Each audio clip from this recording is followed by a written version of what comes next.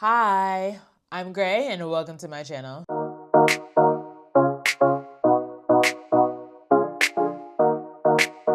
So I don't have a name for this series that I'm starting quite yet, but this is me starting my content creator journey before I'm ready. I talk about all the time, it does not have to be perfect to start, just start. So this is me walking the walk and not just talking the talk. One thing I do know is I love talking about my life, having fun, and trying new things. So over here, each week we will talk about a different life topic, we'll have a fun topic, and a little commercial break. So we can talk about the new things that we've been trying. And at the end, I will challenge you to try one thing this week. And let me know in the comments what that thing is and how'd you like it. My goal is simple. I want you to leave here with something useful. So let's get into our first topic. I faced a number of situations in life that were a wake-up call on things that I needed to adjust. When I was in college, I was not ready, nor was I able to go on the self-development journey that I needed to go on. You know how they say your frontal lobe is not fully developed? Yeah, mine definitely was not. And I kind of knew it because I would complain about the same things over and over again and be like, I will change when I'm ready. And boy, did I resist change. One thing that was helpful for me when I became ready and able was to learn about myself. They say self-awareness is half the battle, and that is so true because doing is the other half, and that is just a whole different beast. And that is my current struggle. It is so frustrating. Anyway, I remember the day where someone told me that I'm holding myself back from reaching the success that I want. And boy, was that an eye-opener.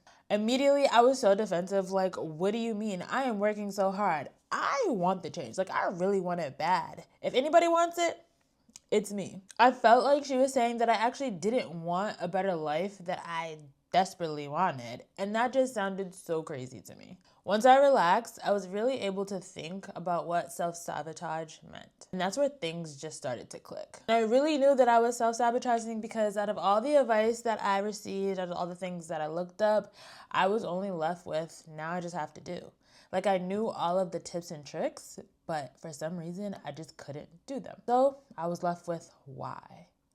And that is the part that I had to go on a long journey to discover. Before you can make a change in your life, you have to have a strong understanding of what you're trying to change. And before you do that, you have to be ready for whatever comes up. Everybody wants change right now, but not everybody is ready for what it takes to create that change. Living your life requires you to confront the good, the bad, and the ugly about yourself. There are some hard truths waiting for you. And for me, it was really hard to realize that I am my own op. I am the reason that I am in this situation. And no one is coming to save me. And that was the scary part because now I have to take full responsibility for everything in my life. Now, what I'm asking you is to hold a mirror up and see you for you. You're so used to seeing yourself from the inside, and now it's time to add the outside perspective. Now, why all of this is important?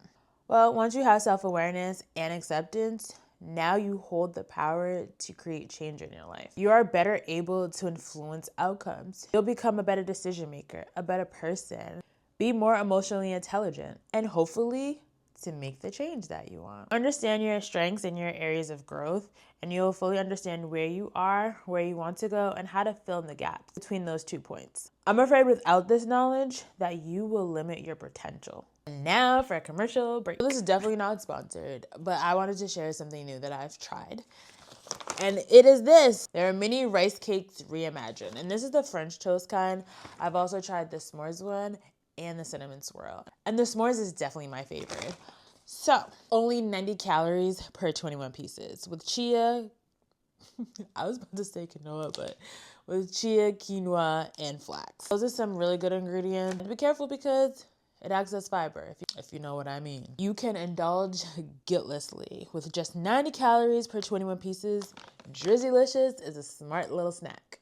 And for 28 pieces, it's 120 calories. Not bad. I'm gonna open it so you can kind of see them in there. And this is what they look like. All of them are small like this with a little drizzle of the flavoring. It's light. It's light, airy, and crisp. It's just enough crunch, but it's a very light snack. You know, you could just sit here, pop it in your mouth, get your crunch on, taste the sweetness. It's really good. And they are irresistible. Like it says it here, Drizzy-licious is the irresistible, delicious, better for you, crunchy snack. And they did not lie. Experience the ultimate combination of some of the most powerful plant-based superfoods on earth. And they ain't lying about that one either. With a rich premium maple flavored drizzle for that perfect treat. They really didn't lie. Not sponsored again, but you should go check them out. Now, how do we increase self-awareness? Before you embark on any personal development journey, you need to ask yourself, am I not only ready, but able to handle this alone? If the answer is no, then I highly suggest that you seek support from somebody else. I'm a huge fan of seeking a professional, aka a therapist, but you can also get support in other ways. If the answer is yes, then let's continue on. First, you need to be really good at self-soothing. Because again, you never know what's going to come up. So make a list of all the things that you do that help you when you're not feeling your best. I like journaling, watching a feel-good TV show or movie, listening to music, deep breathing, and sometimes doing a mindless activity that's not too stimulating. My favorite is doing puzzles. Now this will come in handy when the ugly comes up and you're feeling overwhelmed. Pull this list out, pick an activity, and do it until you're able to continue. Next, adopt an open mindset. So first you want to set a hard no list, and then everything else that's on that list, be open to trying it. You don't have to do it again if you don't like it, but just try it. Say yes to things that you typically would not. Go out on a day that you typically wouldn't. Be receptive of any feedback that you receive. You don't have to implement every piece of advice or feedback that you receive, but just be open to listening and hearing it. You can take what you need and then leave the rest. Now the fun part, the self-discovery. Learn what you like, what you don't like, what annoys you, what do you want more of in your life, what you want less of, what you're good at, what you're not so good at, what you wish you were good at. Make a list of everything that you want to try and try it. Set aside time each week and pick one thing from the list to try. My day is on Friday. Typically that's when I put in my calendar, I'm gonna try something new after work. If you're struggling to come up with ideas, that may mean that you're blocking yourself from what's possible. So think back to the things that you used to do when you were a child. Take inspiration from social media, from your friends, from the things that you see around you, from what's in your neighborhood, and add those things to the list. Then you can make your plan to try one at least once a week or whatever cadence works for you. Now, the things that are on your list do not have to be expensive or extravagant, as long as they're new to you. It could be as simple as walking in a new neighborhood. Start with small things and then work your way up. Now, if you're the type to like to go big or go home, then go big. If not, start with something small as a new snack. You see my commercial pic for Drizzy-licious. That was a new snack for me, and I discovered that I actually love it. The whole point of trying new things is to discover what you like and what you don't like. New experiences is a fun way to learn about yourself. Now, here's where the self-awareness really kicks up a notch. It's when you reflect after you tried a new thing. After each new thing that you try, take some time to think about what happened and how it made you feel. Make note of whether you liked it or didn't like it and why. Also, note if it was easy or if it was hard. And if you experienced any challenges along the way, how did you overcome them? Not only to understand more about yourself, but also how do you interact with the world and how does the world interact with you? Notice the sensations that are coming up in your body. Notice when they're coming up and why. Give a name to the emotions that you're experiencing and try to go deeper than just anger, happiness, sadness. And if you need help, Google different emotions. Notice what patterns are coming up, what cycles you're finding yourself stuck in. Connect those dots. Make 2 + 2 = 4, not 8.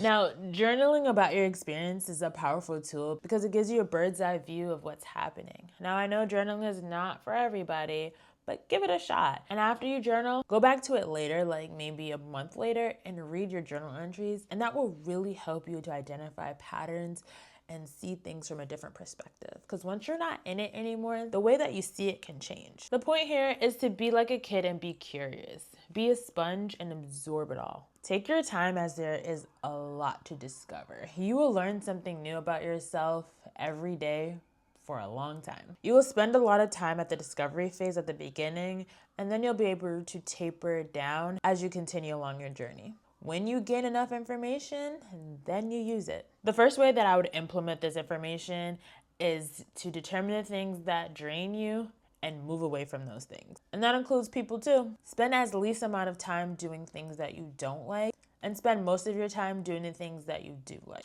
I believe that really enjoying life is finding the balance between what you do and do not like, and tipping that scale higher towards what you actually like.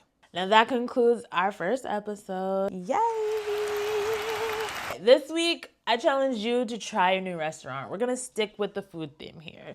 And let me know in the comments which restaurant you tried and how you like it. Well, I hope this has been helpful for you, and if anything resonated, please subscribe.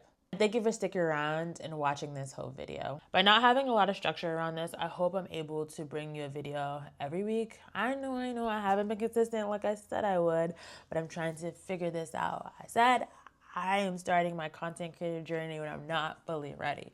So bear with me. And I enjoyed chatting with you, and I can't wait to do it again. Reminder, be gentle with yourself, but honest. And I'll see you in the next one. Bye.